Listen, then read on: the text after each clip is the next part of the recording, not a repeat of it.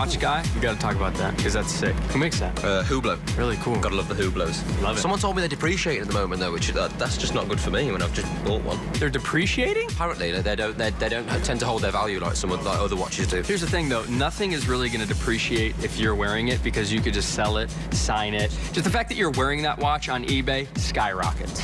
You know that. Nice. Good to know. Just a little helpful money-making advice to welcome you guys back to our E-News special, One Direction Off the Charts. You'd think that becoming the biggest boy band on the planet would turn the members of One Direction into egomaniacs, right? Well, believe it or not, they're actually some of the most down-to-earth guys you will ever meet. Here's the secret to how they stay so grounded. You want to be the biggest and the best.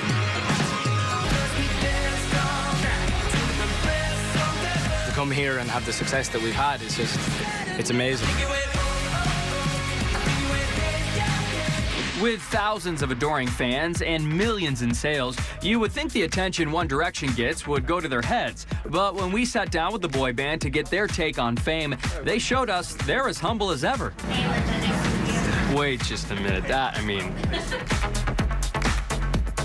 You walk into a room and you shake everybody's hand. Not everybody. There's not that many people in there. Well, there's at least 10 people in here right now. Who taught you to be like that? My mum, I guess. Are you still the same old Harry? Yeah, I think so. I've got a really good family. I've got great friends around me, and yeah, I think it's not that hard. I think if you can take a step back from it and kind of see it for what it is, then you don't start believing that this is just life. I can see how it's easy to kind of get carried away with it and see, and kind of start believing a lot of hype. How are you handling the celebrity? You're not even on a stage and I hear the girl screaming. Is there ever a time where you go, hey man, it'd be nice to not get recognized today?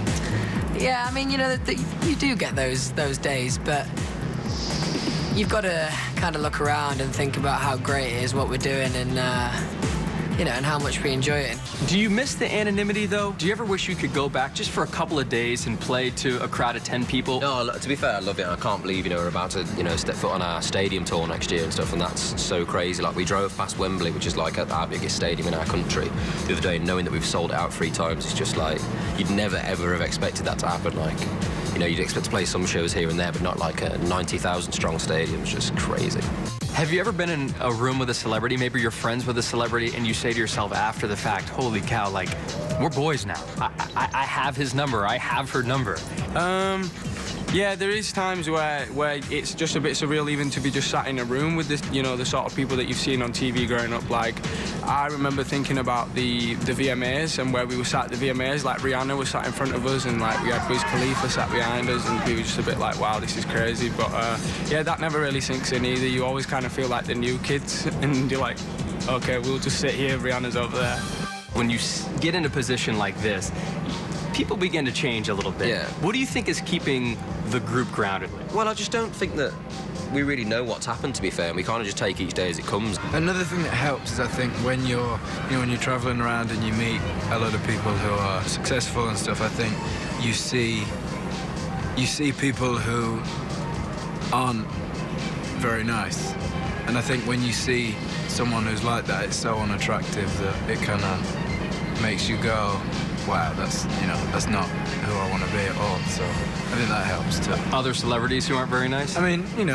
Not even celebrities, just anyone really. I never want to be the guy who, leaves the room and people talk about me, how they've just talked about that guy when he's left. So I don't think it's that hard. The thing about us is we're not taking it too seriously. We're just here to have a bit of a laugh, and then whatever else comes with it's great. So like all of these different things that happen for us, like the film and doing the tours and stuff, are things that have just happened. It's not anything that we've kind of reached for in a way. It just kind of fell upon us. So I don't know.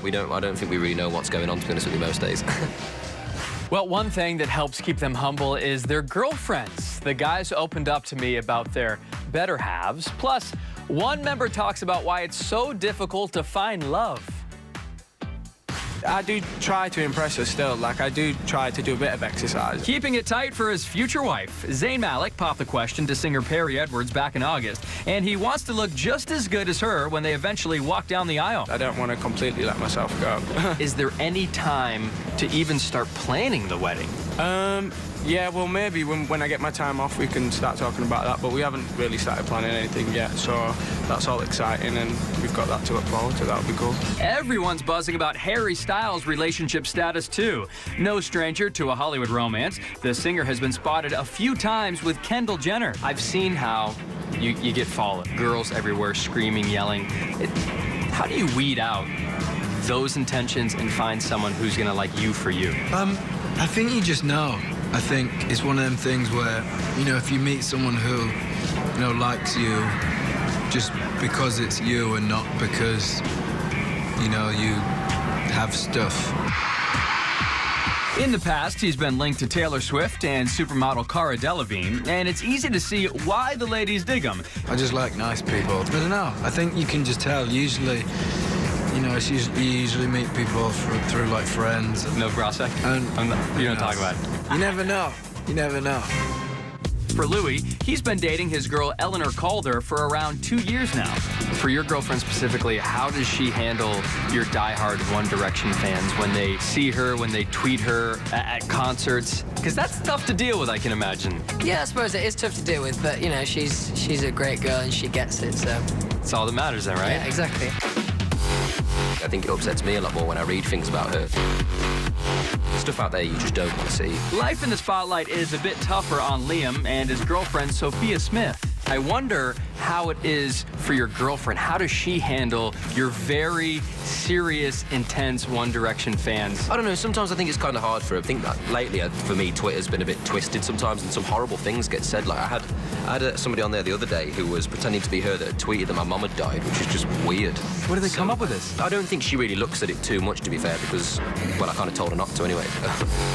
Now, I try not to, you know, stalk you guys too much, but my sources tell me, are you one of the few in the group that doesn't have a girlfriend right now? Yes, I don't have a girlfriend. How do you even meet girls? Because their intentions have to be skewed a bit because of who you are. Is that tough? Yeah, well, you have to find the one that doesn't see you like that and just sees you as a normal person, which I exactly what I am, and just like you for who you are, and not because I'm in One Direction. You know, I don't. It's the same as being outside the band. You have to like someone for who they are. Some wise words, and we should mention the guys are making some wise career decisions too. Coming up next, they talk about the decision to do a lot more songwriting, plus we dig up the dirt and ask the hard-hitting questions when One Direction Off the Charts continues.